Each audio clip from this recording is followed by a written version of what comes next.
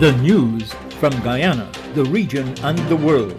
Compiled in the News Talk Radio newsroom and powered by DemeraraWaves.com.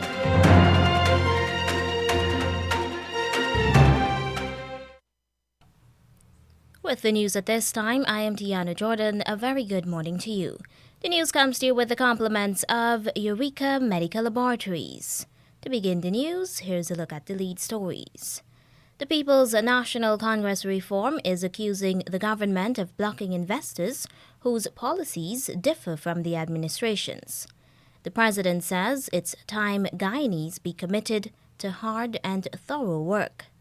Regionally, the European Union Election Observer Mission says there must be clear separation of powers. Antigua and Barbuda's opposition says the government can afford to lower taxes. For the international news, we'll bring to you the latest bulletin from the BBC World Service. The details of these and other stories will be coming up right here in just a moment. A COVID-19 PCR test is now mandatory for many routine activities, including travel and return to work purposes. At Eureka, our trained and experienced staff will ensure confidentiality while your test is conducted in a professional and timely manner with results in just 48 hours. So the next time you require an efficient and hassle-free PCR COVID-19 test, call 624-8378, 608-8378, or 623-7233 to schedule your appointment. You can also ask about our house call testing service. And now the news in detail. Leader of the People's National Congress Reform, PNCR, Aubrey Norton, is accusing the government of blocking certain investors. He leveled the charge in a message to mark Guyana's 52nd Republic anniversary. On a previous occasion, I drew attention to the very vulgar and despicable practice of this government of discriminating against private investors who might hold policy positions that differ from theirs. We are aware that many local investors have been frustrated and in some cases being prevented from making investments that can create jobs and help grow this economy without depending on oil and gas.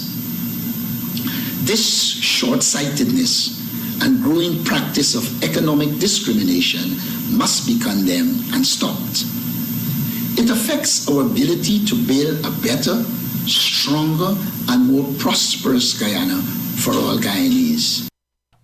The PNCR leader did not name any company that has not been allowed to invest in Guyana because its policies are not in line with those of the People's Progressive Party.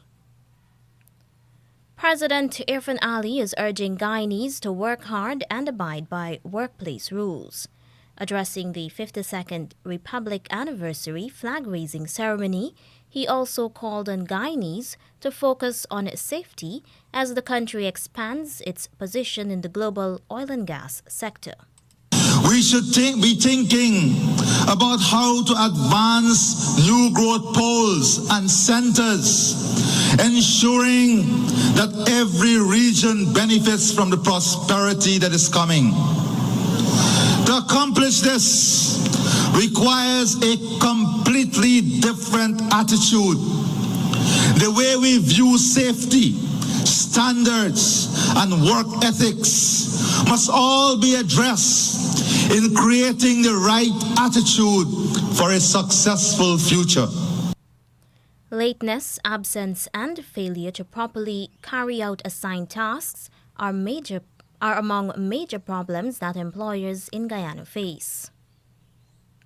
The Opposition Partnership for National Unity plus Alliance for Change, APNU plus AFC, has taken steps for local government minister Nigel Darmlal to face disciplinary action for a dildo remark that had been directed against a parliamentarian. The coalition wants him to be expelled from the National Assembly. APNU plus AFC parliamentarian Cathy Hughes wants Mr. Darmlal to be referred to a disciplinary committee for hurling abusive language at his parliamentary colleagues. During consideration of the 2022 estimates, the local government minister blurted out the words, and I quote, You got to get a dildo. That's what you're looking for. End of quote. Ms. Hughes described the utterance as vulgar, lewd, distasteful, and unprecedented in the House. Arguing that Mr. Dharmlal's utterances have brought the National Assembly into disrepute, mockery, and ridicule, Ms. Hughes wants House Speaker Manzoor Nadir to send the matter to a disciplinary committee. And now in regional news. Venezuela must reinforce its separation of powers, especially the independence of its judicial branch, to give more autonomy to its electoral commission and improve the voting process. This is according to the European Union's Electoral Observation Mission. The recommendation is among 23 included in the mission's final report on regional and local elections that took place last November, the first time in 15 years the EU observers were present at a Venezuela vote. The judicial independence of courts in Venezuela has been under scrutiny by non-governmental organizations and the Organization of American States, which say even the Supreme Court operates in coordination with the government of President Nicolas Maduro. The Supreme Court ordered a rerun of the November contest for governor of Barinas State, disqualifying opposition candidate Freddy Superlano, who looked set to win. Decisions about whether candidates can run are typically made by the Electoral Commission. The opposition won the seat in January in a rescheduled vote that was unobserved by the mission because visas for their staff had already expired. Maduro's government has long faced criticisms from the United States and others that it engages in anti-democratic practices. The EU, which had not sent electoral observers to Venezuela since 2006, faced criticism from some opposition figures who said its presence implicitly legitimized the November vote. In the Bahamas, there is no clear indication when that country will criminalize marital rape. As we hear in this report from Our News Bahamas, successive governments have failed to amend the sexual offences legislation to make rape involving a married couple a crime. Whether you call it marital or otherwise, rape is rape. Prime Minister Philip Davis vague when asked about whether his government will bring legislation to criminalize marital rape. Davis said that recommendations will be made according to the National Gender-Based Violence Law Review Reform, adding that legislation will be brought forward and enacted so long as it is deemed appropriate by Cabinet. I don't want to get into the description of rape, and I think, and I've given the Attorney General the mandate to follow the recommendations that will flow from that conference that was held last week by the Ministry of Social Services, and we'll see what the recommendations are from there, and we'll move to enact what laws that is recommended by them to the Attorney General that is deemed appropriate by the Cabinet. His comments come as the issue of gender-based violence remain at the forefront of national discussions. In late 2017, the UN Special Rapporteur on Violence Against Women said the Bahamas was out of step with the UN's Convention on the Elimination of All Forms of Discrimination Against Women,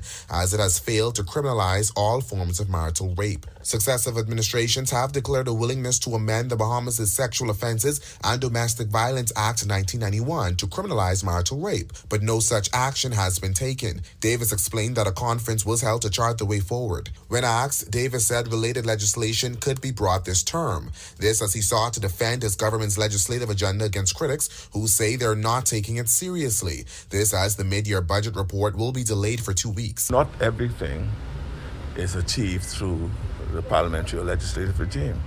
There are many initiatives that don't require what I call parliamentary intervention for the purposes of enacting laws. So it is important to understand what do they mean by legislative agenda, what legislation that they think we ought to have been producing or presenting or laying on the table that has not been laid. We have our agenda and we are moving by our agenda. Reporting for Our News, I'm Berthany McDermott. The leader of the Antigua and Barbuda's opposition United Progressive Party, Harold Lovell, says lowering taxes can help ease the impact of rising cost of living. Caribbean nations have been experiencing a steep increase in the prices of basic consumer items. Experts say this is due to a slowdown in supply chain due to the COVID-19 pandemic. Containerized shipping costs have more than doubled in a number of countries. But Mr. Lovell says even if the government reduces the taxes, the National Treasury will not lose because of the volume of imports. Because of the increase in prices, the government is pulling in more revenue. Yes. And I think it's important that we understand. There are three border taxes, three taxes you pay at the port. You pay the Revenue Recovery Charge, also known as the RRC. You pay import duties, and you pay the ABST. The ABST is 15%, the Revenue Recovery Charge is 10%, and the import duties vary with the different items. Now, we weren't talking about the ABST or the Revenue Recovery Charge. We're talking about the duty. And we say that you can reduce the duty, bring some relief to people, and the government would only be giving up some of the additional revenue that they'll be earning. And the same thing we said when we spoke about reducing the cost of the license fee for motor vehicles. Leader of Antigua and Barbuda's opposition United Progressive Party, UPP, Harold Lovell. Barbados is searching for more oil, this time with the assistance of experts from Trinidad and Tobago. Details from Barbados Today. A team of oil and gas specialists from Trinidad and Tobago are in Barbados to assist with an urgent oil drilling mission. Word of this from Minister of Energy, Small Business and Entrepreneurship, Kerry Simmons, who said that the specialists are helping to perforate some of the old wells in the country with a view to extracting more product. The development comes as officials here look to cushion any likely economic blow from the escalating conflict between Russia and Ukraine. On Tuesday, following weeks of extraordinary tension between the two countries and their allies, Russian President Vladimir Putin recognized the independence of two breakaway Ukrainian regions and deployed troops to both. Minister Simmons, responding to the news, urged citizens to brace for the possible impact, revealing that the most recent developments have made the fear of increased gas prices almost inevitable. That report from Barbados Today. Trinidad and Tobago lost billions of US dollars in potential revenue from LNG exports due to transfer pricing. More from TTT News Online. The Prime Minister says Trinidad and Tobago lost billions of US dollars in potential revenue from LNG exports due to transfer pricing. In his remarks at the 6th Summit of Heads of State and GECF, he said this country's 2015 Gas Master Plan report, prepared by UK consultants Pochen & Partners, confirmed the loss. Dr. Rowley said the government has been having dialogue with companies to ensure a more equitable sharing of LNG revenues. We now have an opportunity to correct this inequality consequent on the pending expiration of LNG licenses and plans to restructure the LNG business in Trinidad and Tobago.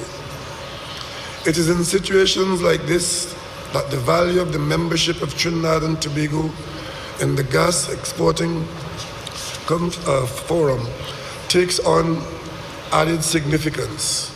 Dr. Rowley said that the experience of the forum, which possesses 70% of the world's proven gas reserves, 44% of its marketed production, 52% of pipeline and 51% of LNG exports in the world, is formidable and can be of immeasurable benefit to members. However, if we are to maintain our leading position in the global gas market in this changing environment, there must be meaningful collaboration and cooperation at all levels. Given what is at stake, I am confident that we will coalesce and continue as a cohesive force in this dynamic environment. The Prime Minister said global gas and LNG markets have been undergoing structural changes, fluctuating between periods of convergence as well as divergence when oil prices are high. That report from TTT News Online. And now for the international news, Here's the latest bulletin coming from the BBC World Service. BBC News. This is Jerry Smith. Russia has invaded Ukraine by land, air and sea in what President Putin has called a special military operation. Ukraine says Russian armoured columns have entered the country from many directions, including from occupied Crimea and from Belarus to the north. At least 8 Ukrainians have been killed. Paul Adams is in Kyiv. The first explosions were heard here in Kyiv shortly after 5 in the morning, muffled and distant. Others followed soon afterwards, sounding closer. A government official said cruise and ballistic missiles had been used and that airfields and military headquarters had been hit. Ukraine's airspace has been closed. As air raid sirens sounded over the capital, other reports of explosions were coming in from across Ukraine, including the eastern city of Kharkiv and the town of Kramatorsk, and CCTV pictures showed columns of Russian armour entering from Belarus in the north and Crimea in the south.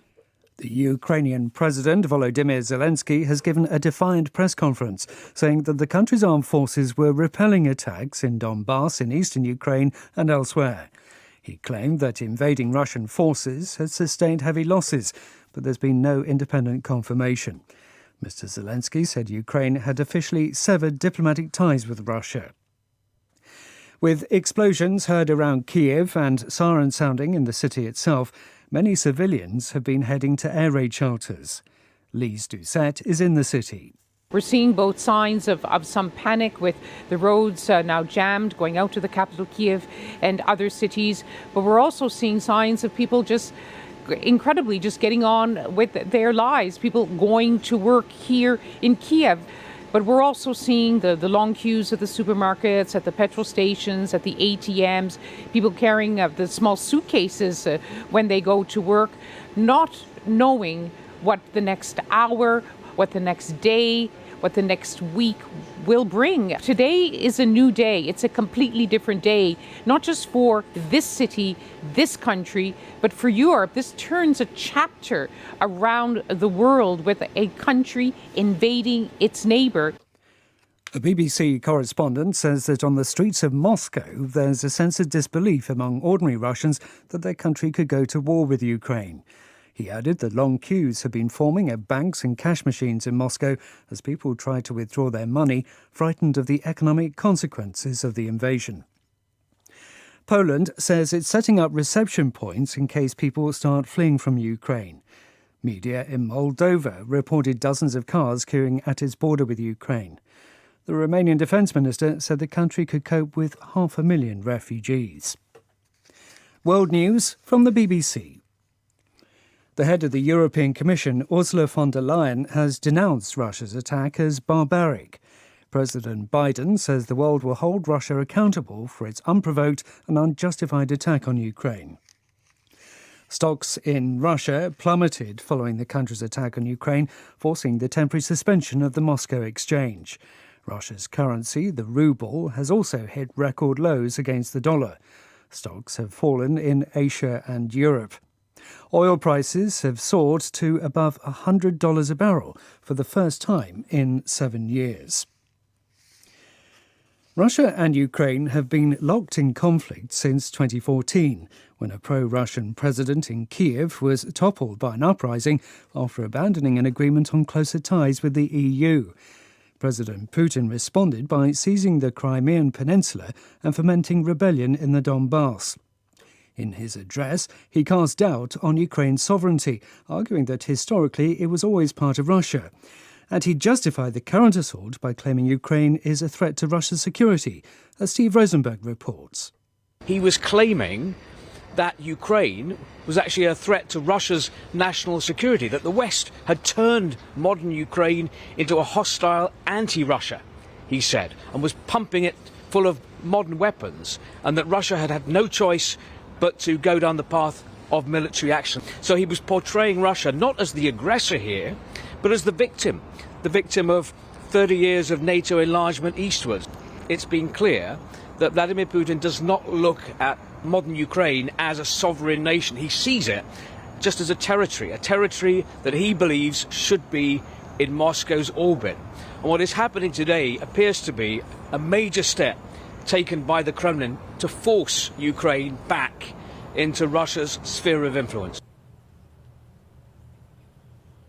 The news came to you with the compliments of Eureka Medical Laboratories. Don't let the fear of contracting the coronavirus disease deter you from seeking the medical care you need. At Eureka Labs, we ensure the safety of our clients and staff with our rigid sanitization routine. This involves the use of ultraviolet lights to effectively rid the air and all surfaces of viruses and bacteria that may be present throughout the lab daily. The light works to rapidly inactivate microorganisms through a physical process that is invisible to human eye. So the next time you need a checkup, don't hesitate to give us a call on 225-7574 to schedule your appointment. And now to end the news, here is a recap of the leads. The People's National Congress Reform is accusing the government of blocking investors whose policies differ from the administration's. The president says it's time Guyanese be committed to hard and thorough work. Regionally, a European Union election observer mission says there must be clear separation of powers.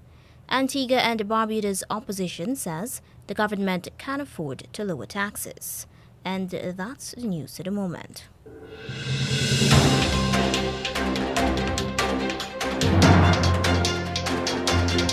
This has been the news, compiled in the News Talk Radio Newsroom. For ongoing updates, visit demerarawaves.com, and you can check facebook.com/demwaves and twitter.com/demwaves.